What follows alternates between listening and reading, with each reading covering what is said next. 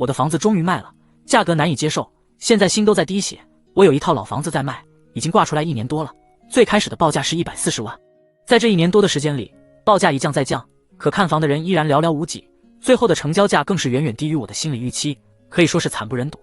我也知道这2年楼市不景气，房价一直在跌，二手房跌得更多，所以一开始挂出来的时候我就没多要，140万可以说是很实在的价格，就是当时的实际成交价。那时候看房的人实在是太少了，几乎没有，1、2个月才来一次，看了也不给出价，不是嫌房龄老，就是嫌没有电梯，总之都是缺点，就想让我主动降价。后来房价降得更厉害了，小区的二手房挂牌量更大了，我的报价也从140万到135万、125万、120万、115万，可以说是一路下跌。随着报价的逐渐降低，来看房的人终于多了起来，也有少数看上还价的，可给出的价格都低得离谱，80多万、90来万，还有给70多万的，一看就没有诚意，不是真心想买，就想狠狠地砍上一刀，成了就成了，不成反正也没什么损失。后来中介告诉我，我们这个老小区同户型同面积的房子，楼层也比我的好，还卖不到100万，让我继续调低报价。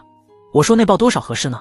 中介说如果着急卖的话，直接挂90万。但我犹豫了，这个价格实在是太低了，远远低于我的预期。况且我查询了最近的成交价，都在100万以上，基本上没有低于100万的。居然还有个别中介跟我说，如果愿意付双倍的佣金，就给我卖力推广，不仅卖的价格好，成交的速度也快。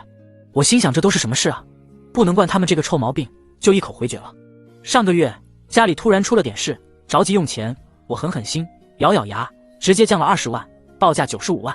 大幅度降价的效果就是好，当天就来了好几组看房的客户，最高的一个出价85万，后来我们又见面谈了3、4个小时，最终顺利成交，价格定在87万。从140万到87万，价格跌了40%，仅仅用了1年多的时间，我的心在滴血啊。所以说大家如果不着急用钱的话，还是暂时先不要卖房子了，现在市场上的二手房太多了，根本卖不上价去，建议先等一等。最近国家又出台了强有力的刺激政策，说不定明年房价就会触底反弹了，大家觉得呢？